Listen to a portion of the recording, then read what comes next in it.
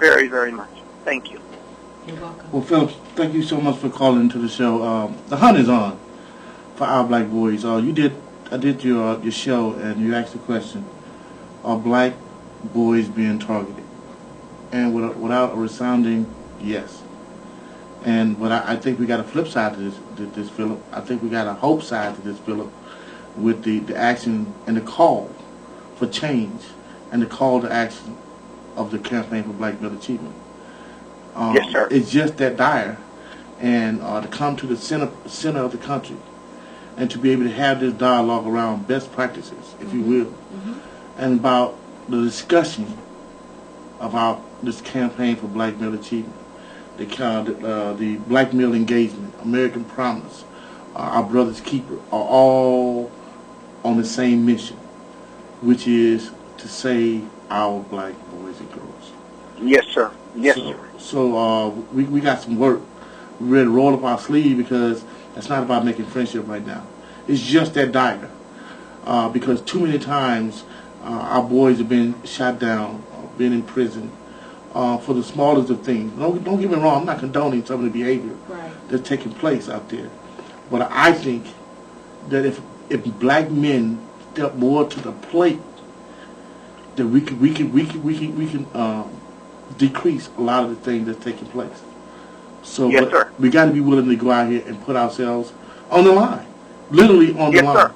So I'm so proud to know you, and just so proud to be a part of this national movement, and that's what it is.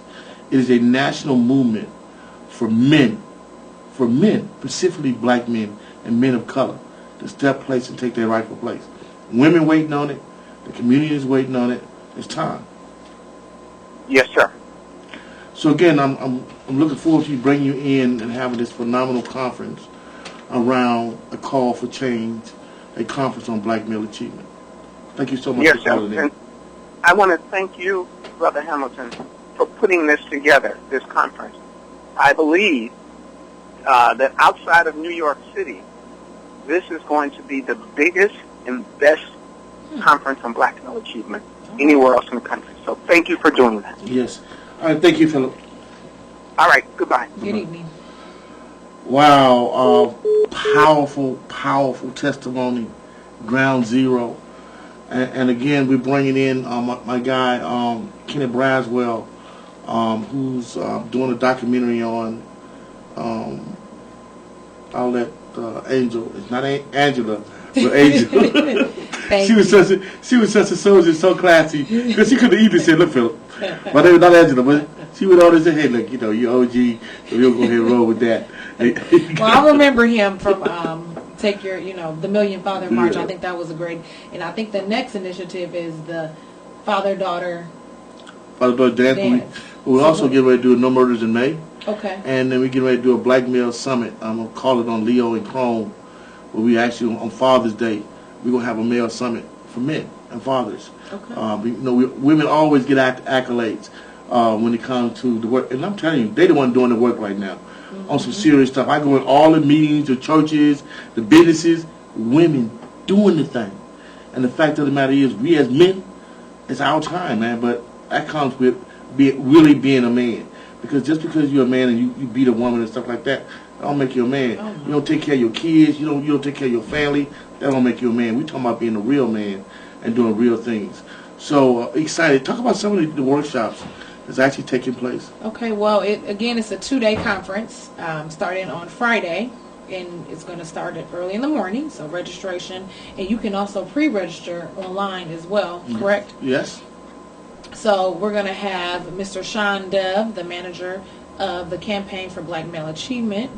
And that's the documentary. No, that's Kenny Braswell. No, okay. Sean Dove is actually the guy who's oversee the campaign, the national campaign for Black Male Achievement. And when you hear this brother, speak, you want to have your camera and recorder, because he's just that powerful. He's the same mindset of Michael Dyson, Cornel West. This brother is deep. So you don't want to miss that. And the sessions start at 10 a.m. Yes. And we have local presenters as well as national. So I'm going to go ahead and talk about the nationals, and then we'll go on to our locals. There's nothing. And this is the most recent. There's Philip Jackson. Yeah. This is the most recent survey.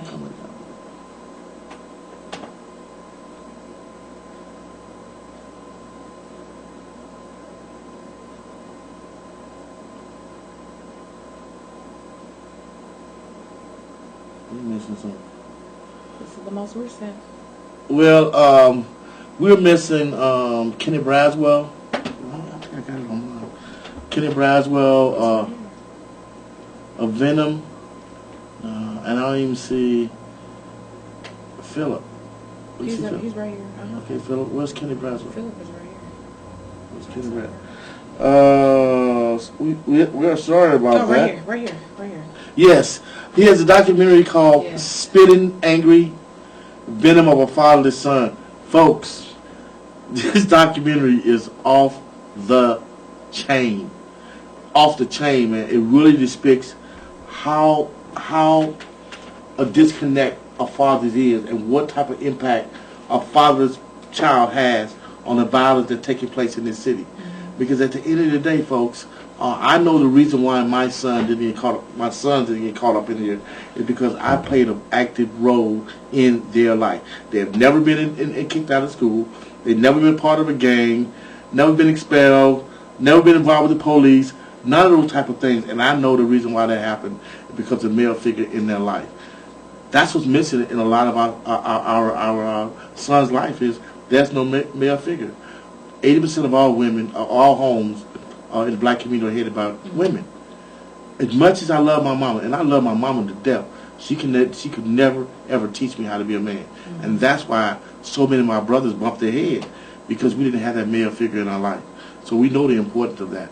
And then also talk about some of the local folks, because I think we got some phenomenal local folks. So we're actually going to see the documentary. Actually going to see it, and actually have a Q&A afterwards. Okay. And that's going to be the close of our Friday session, correct? Yes. Okay. So we also have local. Mm-hmm. If you haven't heard this brother speak, self-expression, Kevin Little Jr., Vice President of Programming for the Leadership Institute for Urban Development, he's going to talk about On the Shoulders of Giants and how history and self-knowledge can help lead a nation.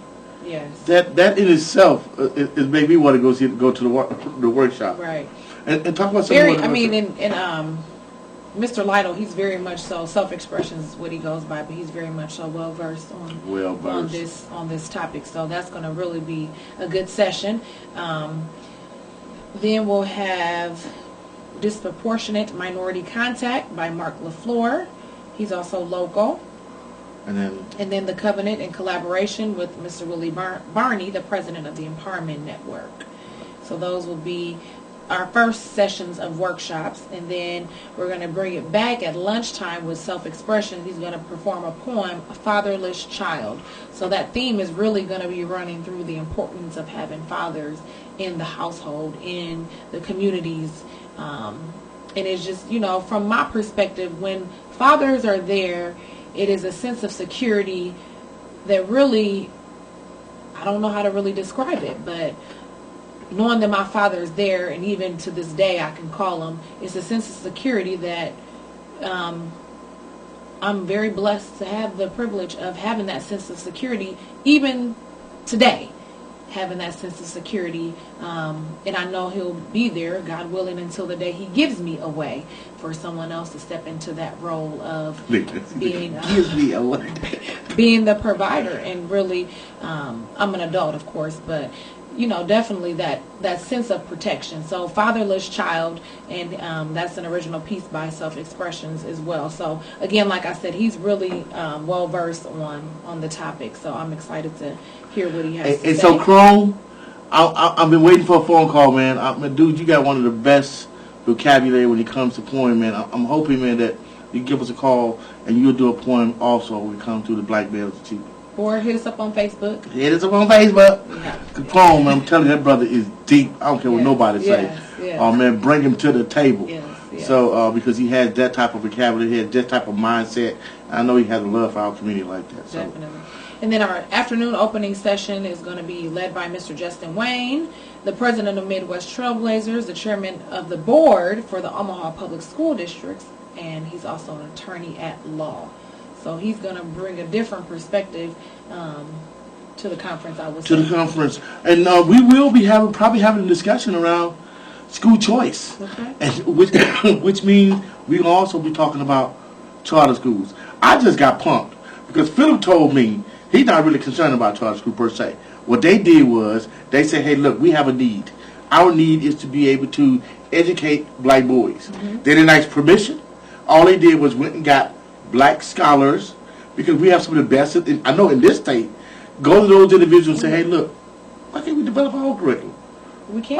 Why can't we do everything? We got the African American bookstore. We got the Black Studies Department at UNO. Why can't we establish our own curriculum and stop trying to fit into a system that was never meant for us? Mm-hmm. And I'm not talking isolation, because at the end of the day, Chinese do the same thing we're talking about doing. White folks are doing the same thing we're talking about doing with private schools. We got to have the same mindset as everyone else. We have to realize that we got to start doing for self. That means creating our own businesses. That means creating our own schools. And I'm not talking about separate. I'm talking about creating our own schools so we can better educate our kids, because guess what? It's not working. We also have the Leadership 101, Turning Leaders into Legends, Akili Bannister at the Bannister Leadership Academy. He'll be speaking on that. Financial Literacy and Entrepreneurship by Dale Gines. And I'm going to say something about that. This brother is so deep. He's one of 2,000 people in the country, be able to do the work that he's doing. And he's understanding, man, that we're not talking about economic development, and to be able to create entrepreneurship and opportunities like that, we really ain't talk about anything. Because if we can't produce for our communities, if we can't find a candidate and give her $5,000 or $10,000, we get what we pay for. Right. We got to start. Oh, I forgot. I was going to say that. But the fact of the matter is, we got to start thinking in the mindset that we want to be able to bring good people to the community.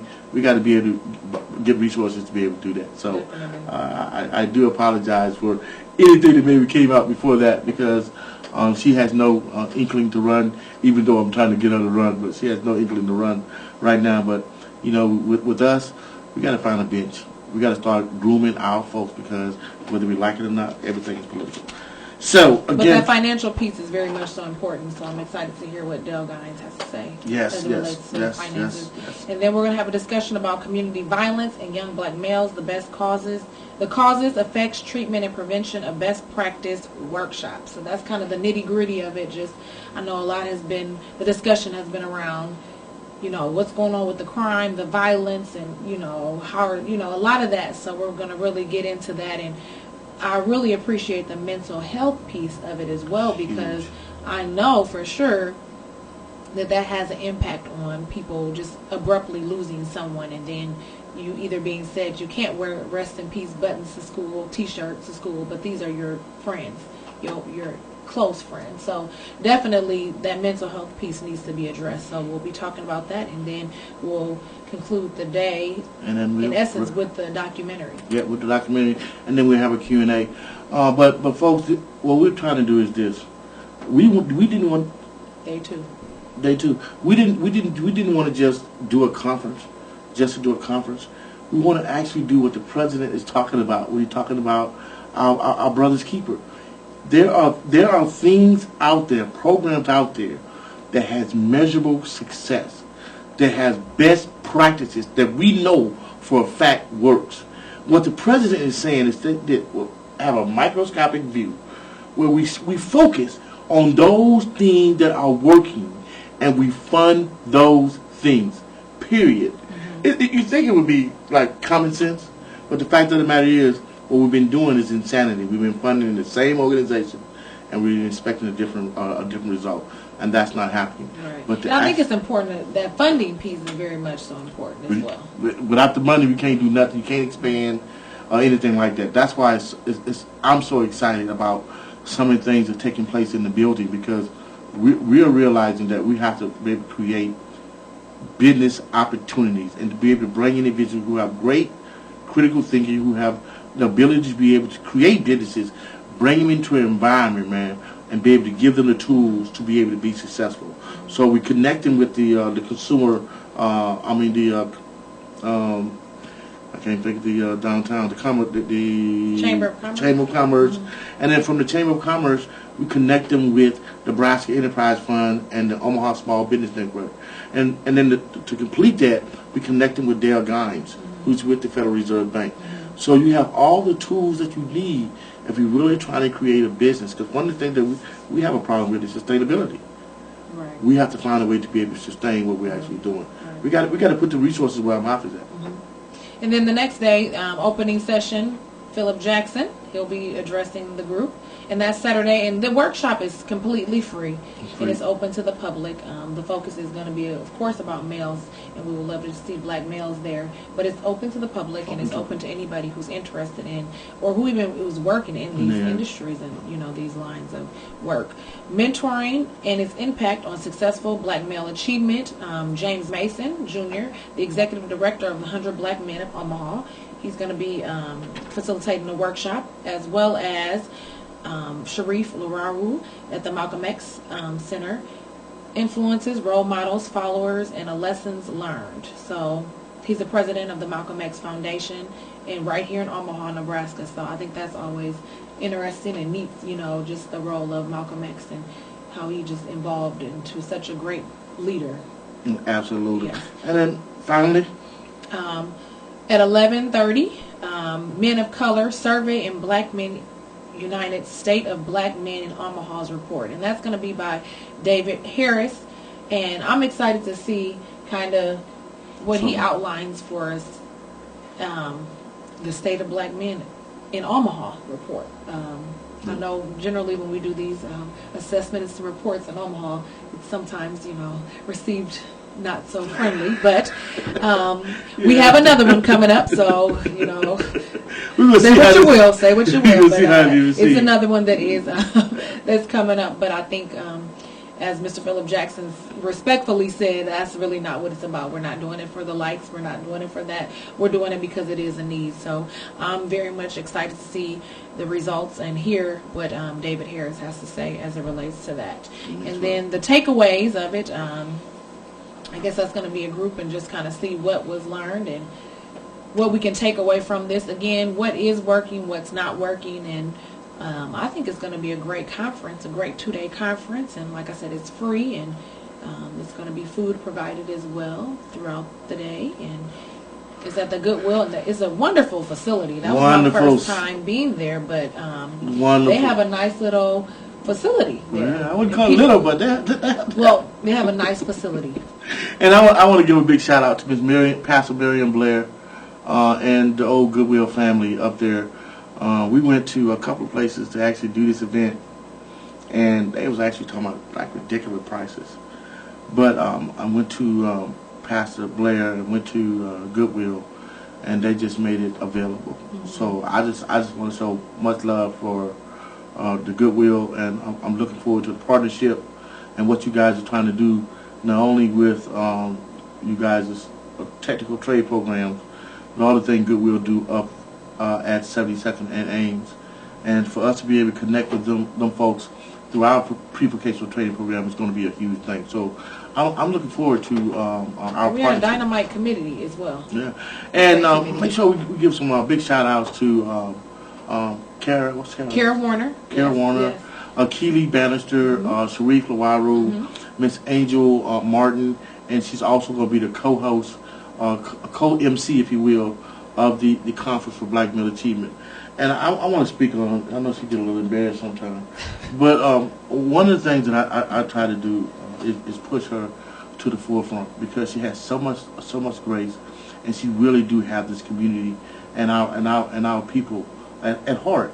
And what we've been trying to do is give her the opportunity. She's a broadcaster by design, and we're hoping real soon that we have a vehicle where we'll be able to tell our own story, not only through the video aspect of it, but actually through TV, where we can actually have her on the national spotlight and local spotlight through the internet, through the radio, but also through TV. You know, give our folks who have the ability to be able to do those type of things the avenue or the venue to be able to do that. So she's going to be co-hosting here every third Tuesday of the month along with Kara.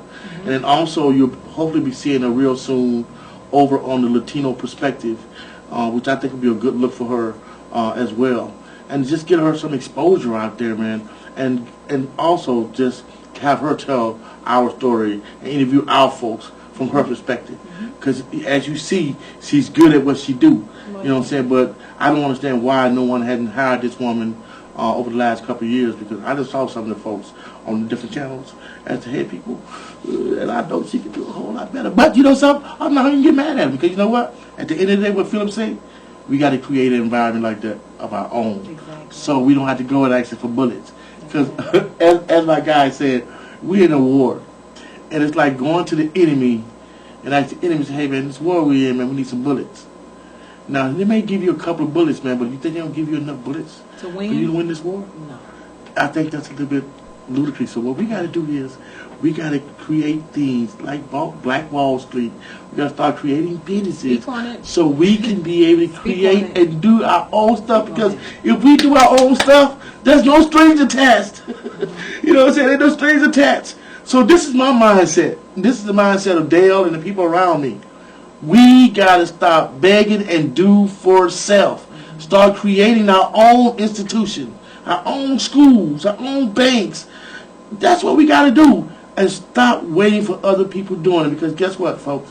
Cavalry's not coming. It's already here. That's true. So, like I said, I'm excited to, first of all, be on the same stage with this young lady and what she's doing and trying to accomplish in this community. And I know I got it in good hands. So stay tuned every third Tuesday of the month for Angel and Kara to do their thing on 1690 AM to 1. So I think they're going to bring a different feel, a different flavor Definitely. to Get ready. the piece. Get ready. Get ready. So Get there's some ready. young folks at the table speaking truth to you people. So Kara, she's ready. She's so, ready. She's so ready. tune We're in. going to be ready. Tune in on 1690 AM every third Tuesday of the month from 8 to 9 PM for Miss Kara and Miss Angel. That is correct. We'll be ready. So I'm going to let her close us out. And thank you so much for tuning in to Real Talk. Yes. So as always, we keep it real, and may God continue to bless and keep you all. And we'll see those that are coming to the conference this coming up Friday. And we look forward to just great things. I'm very much so encouraged to hear Brother Philip Jackson, and he's coming all the way from Chicago. So I know he's used to a lot of the storms that may be coming our way. So, but we got this. We got this. It's a Trust fixed and fight, believe. and we know who's going to win. We come out victorious. So you guys have a blessed evening, and I think this is our time. Is our time up? Hello, time up. All right. So thank you so much for tuning in as always. Peace.